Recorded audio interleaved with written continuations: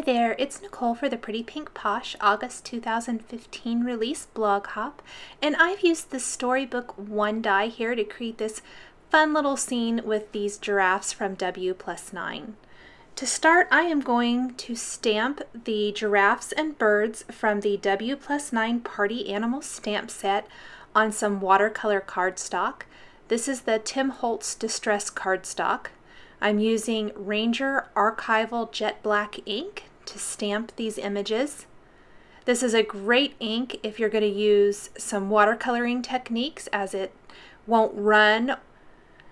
I'm going to use the Zig Clean Color Real Brush markers to color in these cute images.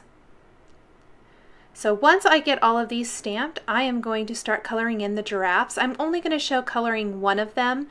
They're both colored exactly the same, and in fact the one on the right I'm not going to color the entire image because part of it's going to get cut off as it's just kind of peeking out through the little storybook frame. The colors I'm using to color in the giraffe are listed in the upper left corner of the screen. I'm using two lighter colors and then a flesh color there for the nose and insides of the ears, and then those two lighter brown colors for the body of the giraffe. Then for the spots I'll use a couple of little bit darker colors. And just blend those out a little bit. I like to start with the dark color first and then pull that color out with the lighter of the two colors.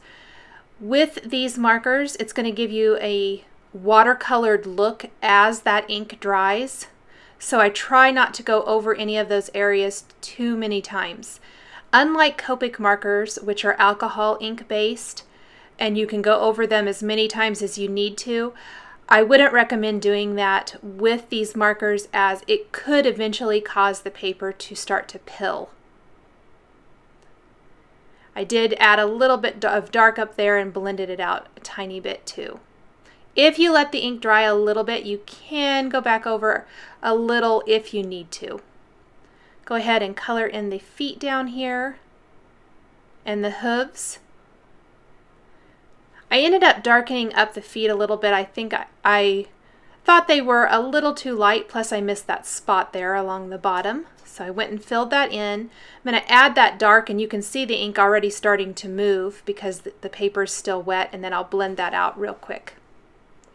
And like I said, I colored the second giraffe just like this one, only I only did a portion of it. I'm going to move on to the birds, where I colored in their tummies with the 050, which is the yellow, and then I'm using two shades of blue for the bodies of the birds, laying down the darker color first and then blending with the lighter color. And then the beaks are the orange, which is the 070. I'm going to blend that lighter blue into the yellow to really help blend that out. And then I'll set these aside to dry. Once they're dry, I can take the coordinating Party Animal W+9 dies and run them through the machine.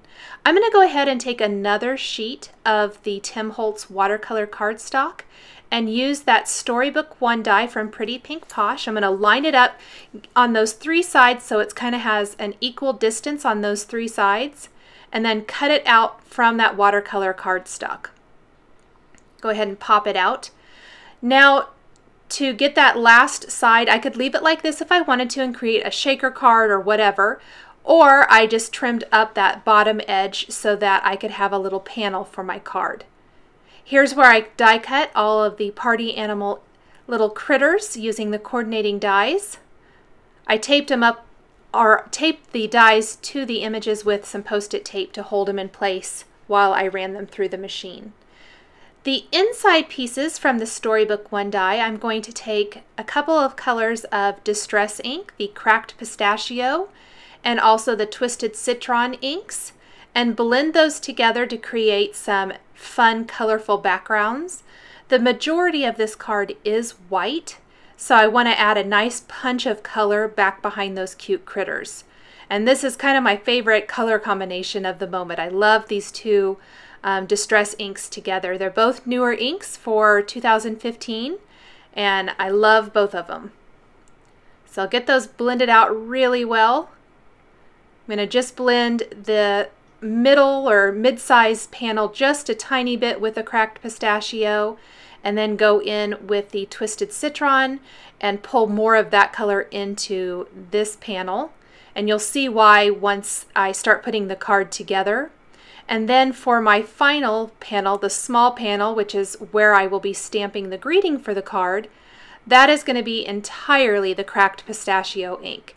That way, once I put all of those pieces back inside of the frame, the ink is going to very much resemble the larger panel on the left side.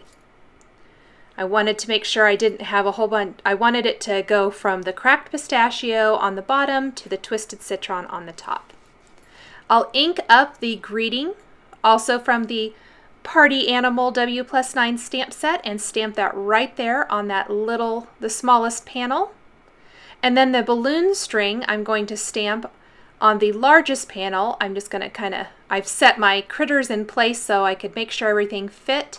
Move those just a little bit and press that in place. I'll go ahead and move all of that around. Make sure everything is still looking like it'll fit, and then I can go ahead and stamp that balloon on some watercolor cardstock. I have a little scrap of that, so I'll go ahead and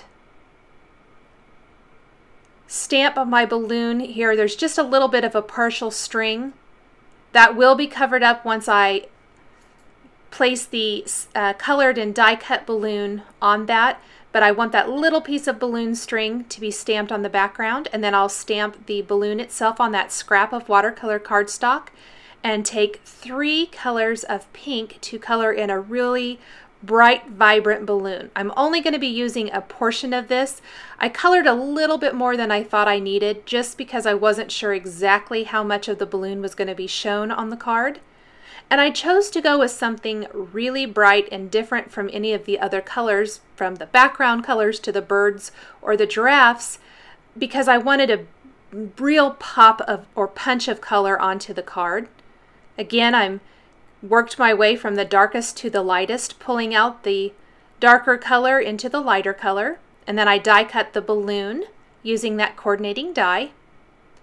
And then I can go ahead and start adhering all of these pieces. I adhered the frame to my card. The card base is a white card base, and then I placed all of the inside panels, the backgrounds that I colored with the distress inks, and then I'm placing the critters in there. Going to have this little bird sitting on the giraffe's foot. The giraffe in the upper right panel, I trimmed part of him off so that there wasn't causing too much bulk there behind the frame, and placed a little bird sitting next to him. And then I originally thought I'd let the balloon hang off the top edge of the card, but I didn't like that. It just didn't look right to my eye. So what I ended up doing was marking the 2 edges there just with my fingernail actually. Then I kind of pulled the balloon off, and I'm going to use my paper trimmer to trim that up so that that portion of the balloon cuts off at the top of the Storybook 1 panel. I'm going to move that, so make sure I get it lined up with my fingernail marks, trim that up, and then I'll go ahead and replace that right on my card. And I like that much, much better. Finally, I am going to take some Pretty Pink Posh sequins. Oh, before I do the sequins, I did take a black gel pen and go over the nose and eyes on all of the critters to really make them pop. That's something I always like to do to finish up the animals. And then I added a scattering of Pretty Pink Posh sparkling clear sequins in the 6mm and 4mm size to finish the card. Thanks for watching this video showcasing the new Storybook 1 die from Pretty Pink Posh. The supplies I've used are listed and linked below the video on YouTube. Thanks for watching, and we'll catch you next time.